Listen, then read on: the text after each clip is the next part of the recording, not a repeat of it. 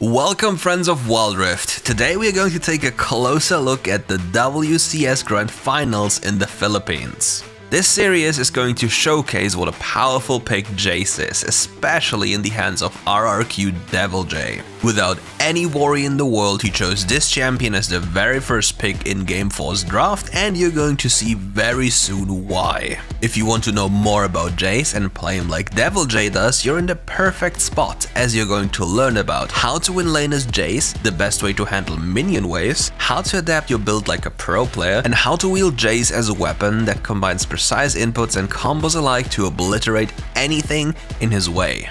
During the laning phase, you'll notice that deviljay's Jayce is an absolute bully when it comes to dealing with FLA's Arizen's set. Not a single shred of fear or doubt clouds deviljay's judgment as he's trying to take position in the closest lane brush towards Arizen's T1 tower. In doing so, his goal is to abuse the powerful lane of Jayce and make sure that FLA's Baron laner has no chance of gaining any agency. To his surprise though, Arizen was waiting for his arrival and a heated 1v1 unfolds. Let's break it down for you so you can play it like deviljay does. First, let's talk about Jayce's abilities. Compared to the other champions, Jayce doesn't have a typical ultimate ability. In his case, it's an ability that he has access to starting level 1 without assigning any points to it. In addition to that, allocating any skill point will grant you the other form's equivalent of that ability you have skilled. So if you skill your first ability in the ranged form, you'll automatically gain access to the melee form's first ability upon changing forms. Worthy of note, they have separate cooldowns as well.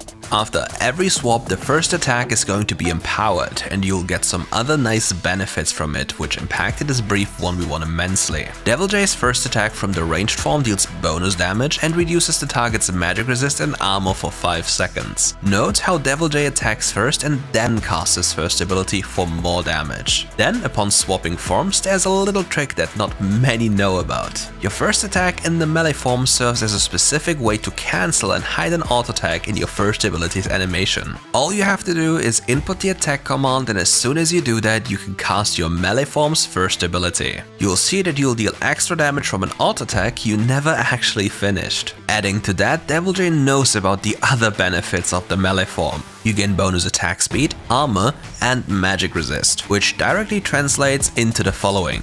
If you are stuck fighting in melee range, you should follow deviljay's steps and use your melee form's benefits for exactly that. Next, take note of his spacing. Every auto attack has a small cooldown before you can attack again. In this downtime, deviljay is continuously trying to gain distance from Arizen's set by kiting towards his own tower. This is safety and a bait at the same time, as Arizen has to make a choice. Commit for the play or lose your agency in lane. As deviljay is kiting backwards, his range form's cooldown is slowly coming back, and once that happens and Arizen didn't kill deviljay yet, it's over. First it looked like deviljay was Arizen's prey, but the tables have turned and Arizen is hunted down. deviljay buffers his first ability with a flash to reduce the possible reaction time by Arizen, and it's first blood for RRQ. Now, all that's left to do is to immediately push the wave, reset, and buy your Phage. Facing Domains Lee Sin and Arizen's beefy set, deviljay identified correctly that he needs to be tankier and therefore chooses to buy the Phage. While already being on the winning end of laning, deviljay and Chaz choose to punish Arizen even more. Take a good look what is shown on the screen. We see a single cannon minion and new waves are walking into the lane. With Chaz's Irelia around killing the Scuttle Crab and forcing Domain to play on the other side of the map, Arizen is left out to dry. His wave is slow pushing into deviljay and Arizen is recalling. This is going to be expensive for him. If you take a good look at the minimap, you're going to see that deviljay isn't touching that wave. He's only last hitting the minions as they're about to die to his own minions. More than that, deviljay is reinforcing this critical lane state by stopping Arizen's entry to lane. He isn't allowed to gain any XP or gold without any type of assistance, and therefore someone needs to come and save him, which makes other members on the map more vulnerable. This little trick allowed deviljay to deny over 425 gold from Arizen, and more than that, a level worth of XP, as deviljay still has to deal with a massive wave. In a series of back and forth skirmishes, deviljay's team RRQ prevailed, and this put him into the pole position to carry the game in the following place. To make sure you'll always end up on top, here's something that every Jayce player should carefully consider. Don't just leap into the enemy team all the time. Sit back, assess the situation, familiarize yourself with the factors at play, and then choose the most optimal form, which for the Muramana Jace is most of the time his cannon form, that only changes once he's able to quickly eliminate the closest threat within an instant. Keep your cool, and playing Jace like Deviljay will be one step closer. With 4 items in his inventory, Deviljay makes his way towards the enemy base. Following him are his teammates Chaz, Exocen, Helios, and Marky. With Domeng, Danny, Ryzen, and Rafe spotted on the mid lane wave, it's time for Chaz to go for an all-in as Ryze overstayed his welcome. As Chaz's Vanguard's Edge connects to Ryze Diana, chances of survival are close to nil. However, with Rafe and the Risen intervening, his survival is guaranteed. But at what cost? Ryzen and Rafe are locked in place, and Deviljay is now able to unleash the power of his champion. With the item Mana Mune evolved into Muramana, Deviljay's Jace is now an absolute monster. Here's why. Jace's second ability Hypercharge briefly caps out your attack speed for the next 3 attacks, and it resets your auto attack. With that, you'll be able to proc that item's passive 4 times within a small time frame to inflict tons of damage. This item increases Jace's damage the most. Nothing, and by nothing I mean really nothing, can compare to this item's bonus damage on this character.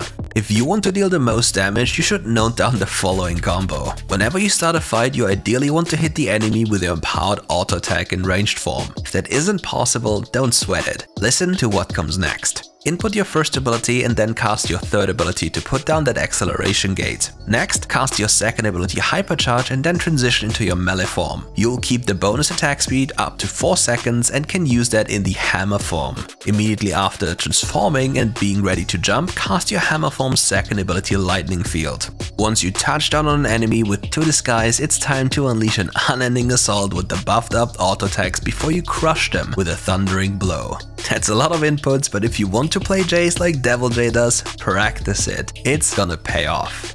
As Deviljay's team is posturing around Baron Nashor, he's using this time to split push. Nobody can deal with him at this moment. They need at least 2 or 3 people to stop Deviljay's Jace from advancing. FLA realizes this and sends Danny and the Ryze to stop him. But due to Danny not having exhaust, life is going to be significantly harder very soon. On the other side of the map, RRQ is turning away from the Baron to put out FLA's Flickering Flame. Once again, Chaz Vanguard's Edge connects and the fight unfolds. Rafe is hit and taken down almost immediately, and it's only a matter of time until Arisen is also taken care of. But this is not the fight we are looking at. The fight we are going to talk about is the one we cannot really see. Pay close attention to the minimap. Deviljay is running into Ryze and Danny. Look at Danny's HP bar evaporate as Deviljay hits him with an accelerated shock blast. A fraction of a second later, due to the lack of exhaust on Danny, Jace is jumping straight into Kai'Sa's face. Even her barrier and the ultimate ability Killer Instinct cannot save her. And similar to the early game kill on the Risen, Deviljay should be dubbed Killer J as he flashes once more to secure a kill and the game for RRQ.